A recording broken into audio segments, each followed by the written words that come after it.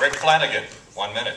If I were running for state representative to sit down here in Oklahoma City, I'd tell you guys how much I support the idea of vouchers and private education, public education, Christian education, homeschooling. That's what I'd be telling you. But alas, I'm running for U.S. Congress, so the only thing I can tell you is I would immediately, well, all right, we'll give them a few days, till Monday. Monday, we're going to end the Department of Education. We're going to stop No Child Left Behind. That was the way they do in politics. They put a really beautiful name on it. Sounds great. Well, everybody doesn't want a child to be left behind. But what it's done is it's taught to the lowest common denominator. It has decreased the quality of an education that our kids are getting. And it was a farce. It was just a big bumper sticker for politicians. Again, our party did this to us, okay? Immediately, I believe that the Department of Education should have its fingers pulled out of local and state education. You know, each of our candidates was offered the opportunity to submit a question to be considered tonight. One of you was a real stinker. We're going to end with this question. 30-second answer. Being a candidate in the race, you probably know the other candidates as well as anybody else. So if you could not vote for yourself, which of the other candidates would you vote for and why? This was a candidate-submitted question. Kevin Calvi, 30 seconds. I would vote for my friend Johnny Roy. I know Johnny, I've known him a long time, and he is a personal friend, and we share a lot of values. We disagree about some things, but I think he's a fine human being. He and his wife Sandy and his son John. And out of a sense of personal friendship, I would vote for Johnny Roy. Mike Thompson, 30 seconds. I've got so many friends in this race; it'd be difficult. I would have to say it'd be a tie between Johnny and James. I don't know which one. Harry Johnson, 30 seconds. I've got to take the fifth. Well, it's a constitutional right, so... I still have a half a second. I wish we could all seven go up there. Dr. Roy and I have the age, we could keep these other five, you know, bring the curves, and we'd kick some butt. James Langford, 30 seconds. Ed Murray.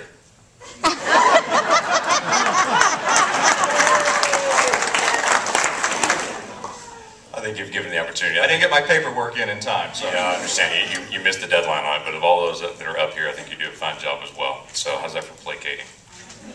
I think I'd vote for Rick, because I think he just brings a fresh perspective in the middle of it, and I think the last thing we need in this year is status quo. And so we have got to be able to take on the issues. Rick Flanigan, 30 seconds. Wow, thank you, James. I have to say that it'd be a very, very tough choice. I probably would vote for James, and then I would ask the other candidates left if they would please run in other races, and because I think there's some great guys up here. Yes. I'd love to see some of them replace some of the Republicans back east. Yes. You know, how's that whole Scott Brown thing working out for you? You better make sure you know who you're voting for. That's all I'm saying. Johnny Roy, 30 seconds.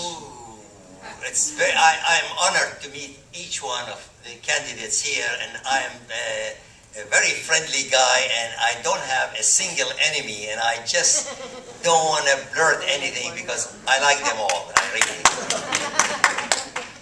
Shane Jett, 30 seconds. You're right, that is a stinker of a question. It's like asking someone in politics to endorse somebody else. They know they're going to tick off everybody else when they do that.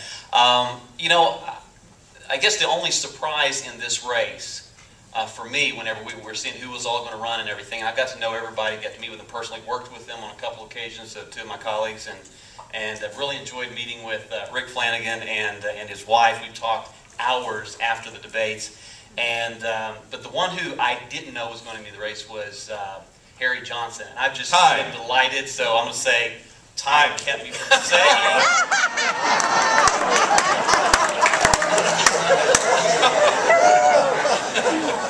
Effectively filibustered. Say no then. We will now have our... Rick Flanigan, 2 minutes. Wow, 2 minutes to wrap it up. 11 months ago, I had never in my life spoken before a crowd. I had never, 12 months ago, had never contemplated being involved in politics. And now here I am with half of the dirty dozen. But I want to tell you something that I've learned. And this will probably be the last time that you guys hear from me. I only raised $3,000, so you're not going to see my commercials every 20 minutes or anything like that. No robocalls, none of that. Don't you love me because I don't robocall you? So I want to take this opportunity to tell you something that I learned. And it was the most surprising thing that I've learned in the last year about politics. If somebody had asked me a year ago how I feel about politicians, I would have told you they're all crooks. They're all out for themselves. They all only serve their own best interest. But I don't believe that anymore. I really don't.